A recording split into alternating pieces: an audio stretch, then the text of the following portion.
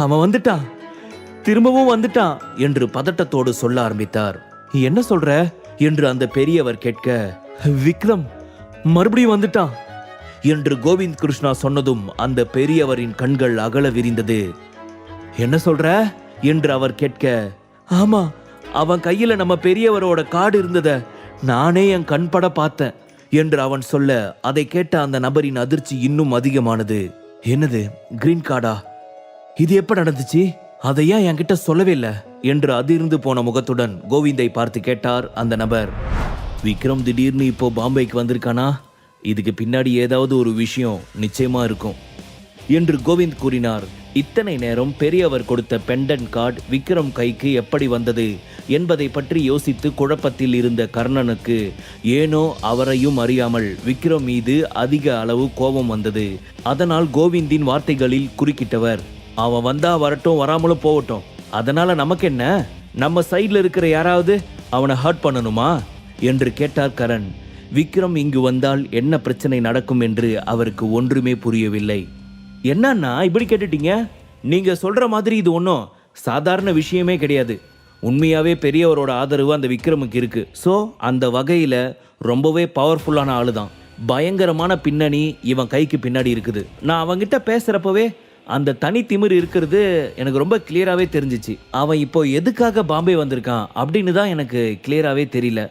ஆனால் நிச்சயமாக அவன் பணத்துக்காகவோ சொத்துக்காகவோ இங்கே வரல. அவனுக்கு அதெல்லாம் சுத்தமாக இன்ட்ரெஸ்ட் இல்லாத மாதிரி தான் எனக்கு தோணுது. பட் அவன் வந்ததுக்கான ரீசன் வேற ஏதோ முக்கியமான பயங்கரமான விஷயமா இருக்கும் அப்படின்னு உறுதியாக சொல்கிறேன். இன்னொரு விஷயம் என்னன்னா, அந்த அஜய்க்கு இப்போ இந்த விக்ரமோட ஆதரவு நிறையவே இருக்குது. அது மட்டும் இல்லாமல் அஜய்க்கு விக்ரம் மேலே ரொம்ப நிறைய கேரிங் இருக்கு. இந்த விஷயம் எனக்கு ஆரம்பத்தில் இருந்தே தெரியும் என்று கோவிந்த் கூறினார்.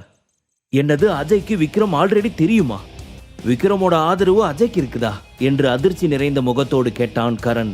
அதிர்ச்சி மேல் அதிர்ச்சி நிறைந்த விஷயங்களாக கேட்ட கரணின் உடலில் வியர்வை துளிகள் வேகமாக தோன்ற ஆரம்பித்தது. ஆமாண்ணா, அஜய்க்கு ஆல்ரெடி விக்ரம தெரியும். அது ரொம்ப பெரிய கதை.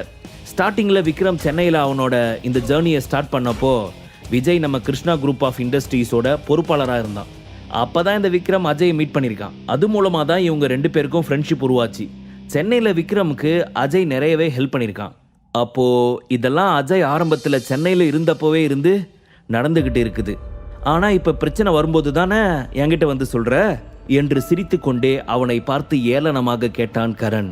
என்னை மன்னிச்சிடுங்க அண்ணா, என்னோட அலட்சியம்தான் என்று தலை குனிந்தவாறு கரணிடம் மன்னிப்பு கேட்டார் கோவிந்த். தொடர்ந்து அவர், உங்களுக்கு தெரியுமாண்ணா, பெரியவரை பற்றி அப்பா நிறைய டைம் நம்மளை வான் பண்ணியிருக்கிறாரு. ஆனால் விக்ரம் இப்போ தனிப்பட்ட முறையில் இப்படி இங்கே வருவான்னு நான் கொஞ்சம் கூட எக்ஸ்பெக்ட் பண்ணவே இல்லை என்று கோவிந்த் கூறினார். அவனது வார்த்தைகளை கேட்ட கரண் மனது யோசிப்பது அனைத்தையும் நிறுத்தியது. என்ன சொல்வது, என்ன பேசுவது எதுவுமே தெரியவில்லை. அதற்கெல்லாம் பதிலாக அவரிடம் இருந்து கோபமும் எரிச்சலும் மட்டும்தான் தோன்றியது.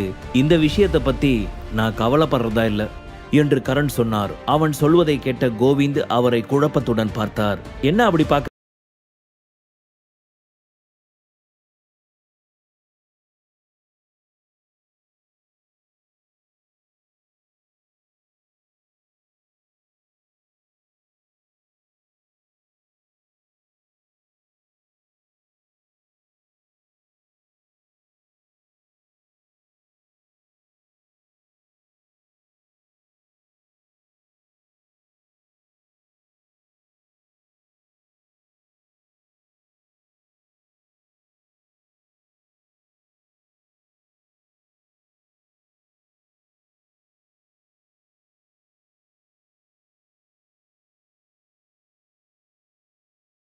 கோவிந்த் கிருஷ்ணா சொல்ல அதை கேட்ட கரணுக்கு இன்னும் ஆச்சரியமாக இருந்தது.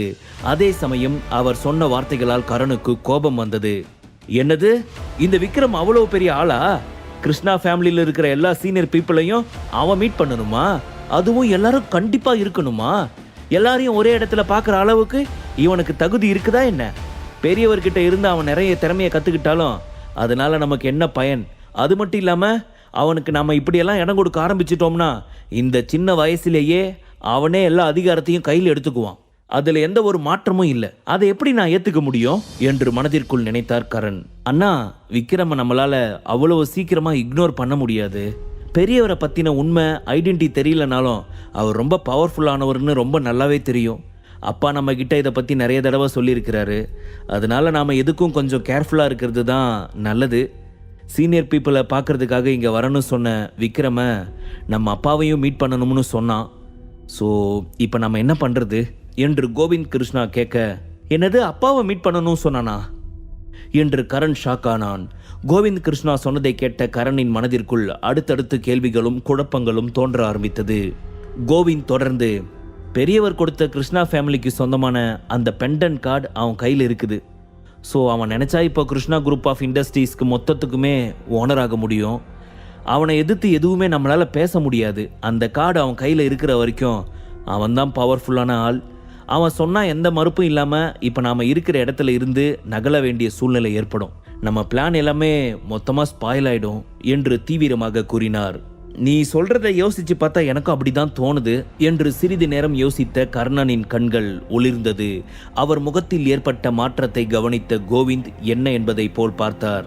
அப்பாவை மீட் பண்ணுறான்னா நிச்சயமாக அவன் அந்த பெண்டன் கார்டு வச்சு தான் ஏதாவது பேசுவான்.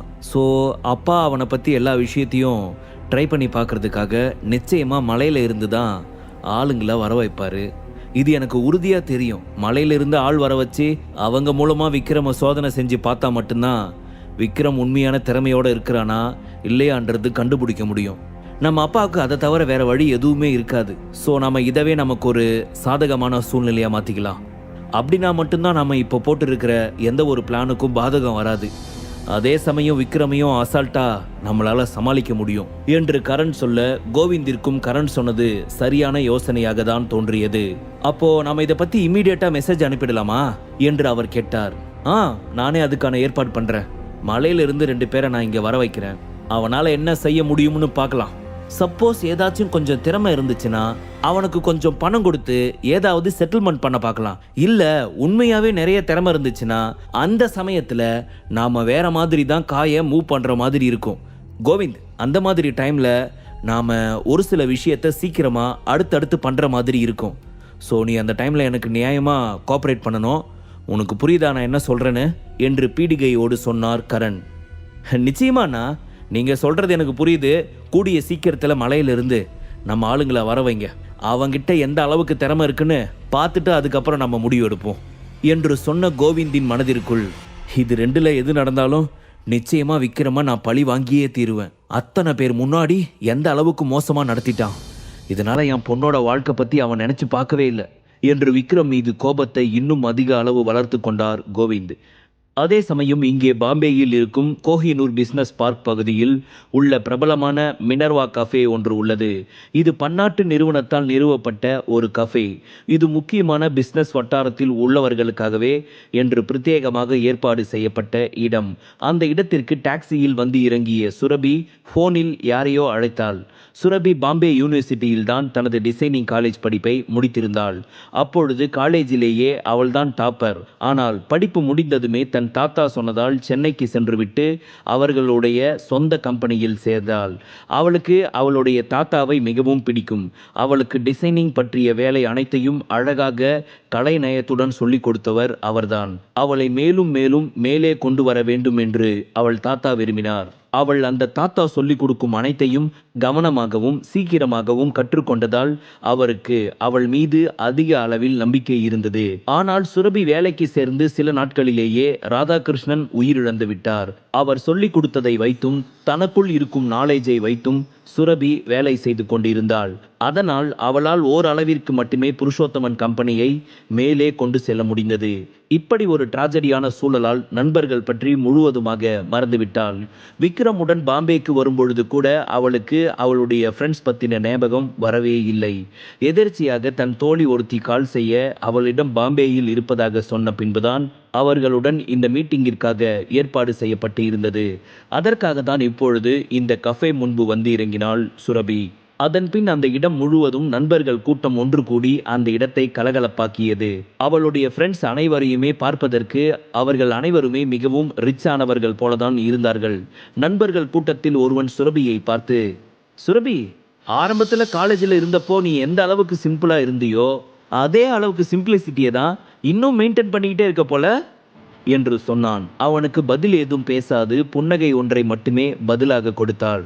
ஆமா சுரபி, இப்போ நீ என்ன பண்ணிக்கிட்டு இருக்க என்று ஒரு பெண் கேட்க, நான் காலேஜ் முடிச்சுட்டு டைரக்டா போய் எங்க கம்பெனியில் ஜாயின் பண்ணிக்கிட்டேன். இப்போ நான் அதுல ரொம்ப தீவிரமா இறங்கி வேலை செஞ்சுக்கிட்டு இருக்கேன் என்று புன்னகை முகத்துடன் அவள் சொல்ல, சூப்பர் சுரபி, ஆனா உன்னை பார்த்தா இன்னும் டெவலப் ஆகாத மாதிரியே இருக்குது. இங்க இருக்கிற எல்லாரையும் பார்த்தல, எல்லாரும் எந்த லெவலுக்கு பாப்புலரான ஆளா இருக்காங்கன்னு. பட் நீ மட்டும் ஏன் இன்னும் சிம்பிளா இருந்துகிட்டு இருக்க? காலேஜில் நீ தான் ரொம்ப டாப்பரானவ. பட் ஏன் இப்படி? நான் வேணும்னா உனக்கு ஒரு ஐடியா சொல்லட்டா என்று சொன்ன ஒருவன், நீ வேணும்னா இதோ நம்ம மேக்னா கிட்ட ஹெல்ப் கேளலாம். நிச்சயமா அவ உனக்கு ஹெல்ப் பண்ணுவா. அவ கிருஷ்ணா ஃபேமிலி பொண்ணு தான். அவங்க கம்பெனியில் ஏதாவது உனக்கு ஒரு வேலை வாங்கி கொடுப்பா. அவங்க கம்பெனியில் சேர்ந்தா உன்னோட எக்ஸ்பீரியன்ஸும் நல்ல லெவலுக்கு வரும் அண்டு உனக்கு அதிகமான வருமானமும் அங்கே கிடைக்கும் என்று அந்த பெண் சொன்னாள். மேக்னா பார்ப்பதற்கு மிடுக்கான உடையுடன் அதிக பணத்திமிருடனும் அதே சமயம் பார்ப்பதற்கு மிக அழகாகவும் தெரிந்தாள். ஹாய் சுரபி, நானும் உன்னை பற்றி ரீசெண்டாக நிறைய கேள்விப்பட்டிருக்கேன். ஆமா, நீ இப்போ எங்க இருக்க? இவ சொன்ன மாதிரி தான், நீ இந்த மாதிரி ஸ்டார்ட் அப்ல இருந்து கஷ்டப்படுறதை விட எங்க ஃபேமிலி மாதிரி ரொம்ப பாப்புலரான ஒரு கம்பெனியில் ஜாயின் பண்ணி உன்னுடைய கரியரையும் ஃபைனான்ஸையும் நிறைய டெவலப் பண்ணிக்கலாம் இல்லையா? நாங்க எல்லாரும் சொந்த கார்ல வந்து இறங்கினப்போ நீ மட்டும் சாதாரண டாக்ஸில வந்து இறங்குற. இதுவே நீ எந்த லெவலுக்கு லோக்கலா இருக்குன்னு ரொம்ப நல்லாவே தெரியுது என்று மேகனா சிரித்து கொண்டே சொன்னாள். முழு கதையையும் கேட்டு மகிழ பாக்கெட் FM ஆப்பை டவுன்லோட் செய்யுங்கள். லிங்க் டிஸ்கிரிப்ஷனில் கொடுக்கப்பட்டுள்ளது.